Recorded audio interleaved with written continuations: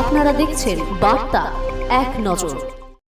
মালদার ভূতনি এলাকার মানুষেরা বন্যার জলে বন্দী হয়ে পড়েছে। এই পরিস্থিতিতে কারো ঠাঁই হয়েছে ছাদে, কারো ঠাঁই হয়েছে বাড়ির চালে। সরকারি স্কুলে, কেউ বা নদীর নৌকোতে দিন কাটাচ্ছে। প্রায় 25 দিন ধরে প্রায় 2 লাখ মানুষ জলবন্দী অবস্থায় দিন কাটাচ্ছে। এই অবস্থায় মালদা জেলা থেকে বিভিন্ন স্বেচ্ছাসেবী সংগঠন ভূতনি এলাকায় বিভিন্ন ত্রাণ সামগ্রী নিয়ে হাজির হচ্ছে। এদিন সকালে এক স্বেচ্ছাসেবী সংগঠন পরিবর্তন নামে এর সদস্যরা প্রায় 1000 জন মানুষের জন্য খাবার নিয়ে ছুটে যায় ভূতনি বন্যা কবলিত এলাকায়। মানুষের পাশে তার চাল, ডাল, তেল, আলু, পেঁয়াজ, মুড়ি, বিস্কুট, পাউরুটি, জল সহ বিভিন্ন ধরনের খাবার, ওষুধ ও স্যানিটারি ন্যাপকিন সহ বিভিন্ন সামগ্রী নিয়ে অসহায় মানুষের পাশে দাঁড়ায়। পরিবর্তন সংস্থার সদস্যরা জানান, ভূতনি এলাকার বাসিন্দা বন্যা কবলিত এলাকায় জলবন্দী হয়ে সমস্যার মুখে ভুগছেন সাধারণ মানুষ। চলাচলের পথ বলতে একমাত্র নৌকা ভরসা। ভূতনি এলাকার বেশ কিছু খাবার সামগ্রী আমরা পৌঁছানোর চেষ্টা করছি। আগামী দিনে আরও খাবার এর ব্যবস্থা করবে বলে জানিয়েছেন সংস্থার সদস্যরা। ভূতনি বন্যা প্লাবিত অঞ্চলে চলে এসেছি, যেখানে 1.5 থেকে 2 লক্ষ পরিবার জলের তলায়।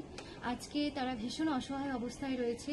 আজ প্রায় 25 দিন হয়ে গেল তারা জলের তলায় থাকছে। ইভেন তার সাথে যেটা হয়েছে, তারা ভীষণ অসহায় অবস্থায়, তারা পর্যাপ্ত পরিমাণে খাবার পাচ্ছে না, জলের ব্যবস্থা নেই, 25 দিন থেকে কারেন্ট নেই এখানে। আর তাই জন্য আমরা টিম পরিবর্তনের পক্ষ থেকে 1000 জনকে আজকে ত্রাণ দিতে এসেছি। আপনাদের সহায়তায়, আপনাদের সাহায্য পেয়ে আপনারা যে আমাদের সাহায্যের হাত বাড়িয়েছেন তার জন্য অসংখ্য ধন্যবাদ।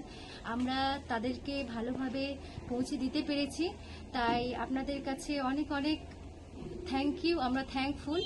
সো আপনারা এভাবে আমাদের পাশে থাকুন। আর কি বলবো, ভূতনি অঞ্চলের অবস্থা ভীষণ করুণীয়। তারা জলের তলায় দেখছি যে কোথাও 1 গলা জল, কোথাও এতটুকু জল, এইভাবে মানুষজন রয়েছে। আমরাকে যেই দেখছে সেইভাবেই দৌড়ে চলে আসছে। ভীষণ কষ্ট লাগছে তাদের অবস্থা দেখে। আপনারা যে যেমনভাবে যারা পারবেন তারা অবশ্যই তাদের পাশে দাঁড়ান, এতটুকুই বলবো। আর আপনাদেরকে তাদের অবস্থা দেখে আসুন। তার সাথে নৌকার কোনো ঠিকঠাক ব্যবস্থা নেই, আর তার সাথে ভাড়া প্রচুর বেশি। তো ওখানে কারোর হঠাৎ করে বিপদ হলেও তাদের যে তারা যোগাযোগ করতে পারবে, সেই যোগাযোগ ব্যবস্থাও ঠিকঠাক নেই।